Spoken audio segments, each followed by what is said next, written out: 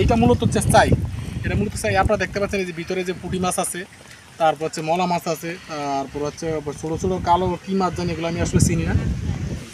কতটুকু মাছ হয়েছে আপনারা দেখেন। আপাতত মাছগুলো কম, কিন্তু যখন মাছের hi viewers and hello everybody, কেমন আছেন সবাই? আশা করি সবাই অবশ্যই ভালো আছেন। শেখরত ইউটিউব চ্যানেলে আপনাদেরকে নতুন করে স্বাগতম। আমি বর্তমানে গ্রামে আছি। গ্রামে আমি একটা ভিডিও দিয়েছিলাম একটা ছাই দিয়ে কীভাবে মাছ ধরে। আসলে ছাই এটা কুমিল্লাতে কেউ আন্তা বলে, কেউ জালি বলে, আবার এটা হচ্ছে ছাইয়ে বলে বেশিরভাগ। আজকে কীভাবে দেখবো ছাইটা কীভাবে পাততে হয়, একটা আইলের মাঝখানে কীভাবে পাততে হয় সেটা আপনাদেরকে দেখাবো। সেটা আমাকে পাততে এবং সহযোগিতা করবে সেটা সঞ্জিত। এই যে আপনারা দেখতে পাচ্ছেন সঞ্জিত এখানে, ওই যে এই যে চাই যেটা হচ্ছে একটা আইলের মাঝখানটায় একটু গর্ত করে কাঁচি বা দাঁত দিয়ে কাইটা মাঝখানে এই যে চাই। সামনে আন দেখি। এই যে না, এটাতে মাছ নাই, এই যে এটাতে মাছ নাই।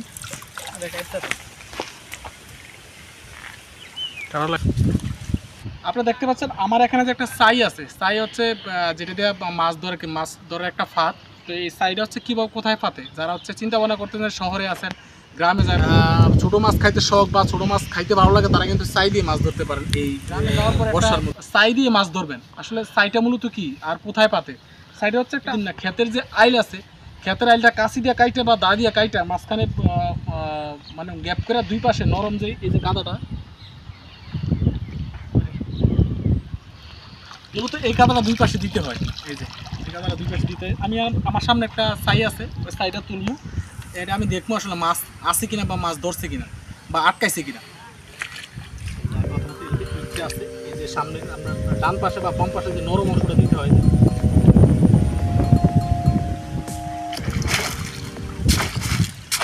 এইটা মূলত হচ্ছে চাই, এটা মূলত চাই। আপনারা দেখতে পাচ্ছেন এই যে ভিতরে যে পুঁটি মাছ আছে, তারপর হচ্ছে মলা মাছ আছে, তারপর হচ্ছে ছোটো ছোটো কালো কী মাছ জানি, এগুলো আমি আসলে চিনি না। এই মাছ আছে, এই যে দেখতে পেরেছেন আপনারা, এই যে মাছগুলো দেখা। বাঁশ বা বেতের যে শলাটা চিকন শলা দিয়ে তারপর সেলাই করে এটা মূলত তৈরি করা হয়। যারা সবসময় এগুলো যা ছাই বানায় বা জালি বানায় তারা কিন্তু বানায় চাইলে, এটা হচ্ছে মূলত চাই। এই যে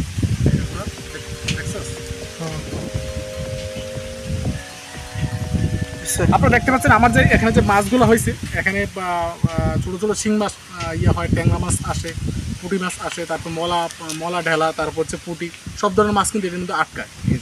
দেখতে পাচ্ছেন আমি এখানে ঢাল দিয়েছি, কতটুকু মাছ হয়েছে আপনারা দেখেন।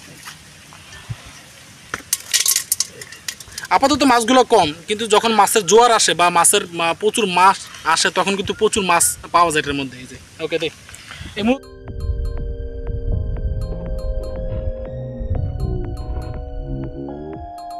মূলত আমি আবার এটাকে দুয়ালের মাঝখানে আমি কি বলে একটা ফাঁদ পেতে দিচ্ছি, যাতে মাছ আসলে যাতে আটকাইতে পারে। আমি দেখাচ্ছি, দেখেন কীভাবে এটা মাছ। এই পাশে অংশটা নরম থাকে, এই পাশের অংশটা নরম থাকে। এটা হচ্ছে আমার বাতিজারা, আমার ছোটো বাতিজারা, এগুলো আসতে কাটছে। আপনারা এই যে দেখতে পাচ্ছেন কাটছে, কাটার পরে এই পানির যে স্রোতের এই পাশ থেকে যখন মাছটা বিপরীত দিকে যায়, তখন এই মাছটা এই গুপ বলে এগুলাতে মানে ফাঁদ আর কি, ফাঁদ এগুলাতে ভিতরে যায়, তাহলে তারপরে মাছটা আসতে পারে না, এদিক সেদিক যাইতে পারে না। এইটা হচ্ছে এই যে না, এই পাশে নরম অংশটা যেহেতু এখানে কাদা নাই, এই যে এখানে হচ্ছে কাদা নাই, বালি অংশ আছে, তাইলে এখানে ঘাস দেওয়া হয়েছে। আপনি দেখতে পাচ্ছেন এই যে ঘাস।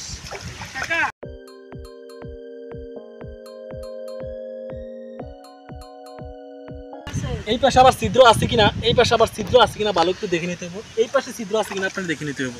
মূলত এইভাবে আপনার সাইডে পাতে বা ফাদরা পাতে মাছের জন্য এখানে বিভিন্ন মাছ আটকা, ছোটো ছোটো মাছ আটকা। যাদের হচ্ছে ছোটো মাছ খাইতে শখ বা ছোটো মাছ খাইতে ভালো লাগে, তারা কিন্তু চাই দিয়ে মাছ ধরতে পারেন এই বর্ষার মধ্যে, বা বিভিন্ন পুকুরে আনাচে কানাচে আপনারা চাইটা পাততে পারেন। চাই সম্পর্কে আপনাদের ধারণা দিলাম, মাছের ভিডিও দেখালাম, মাছটা কতটুকু হয়, বা এখন যদিও মাছ একটু কম। তো সাইড ভিডিওটা আপনার কেমন লাগলো, মাছ ধরা ভিডিওটা আপনার কেমন লাগলো, কমেন্ট বক্সে অবশ্যই জানাবেন। পরবর্তী ভিডিওর জন্য অপেক্ষা করুন, ততদিন ভালো থাকুন। টিল দেন, আল্লাহ হাফেজ।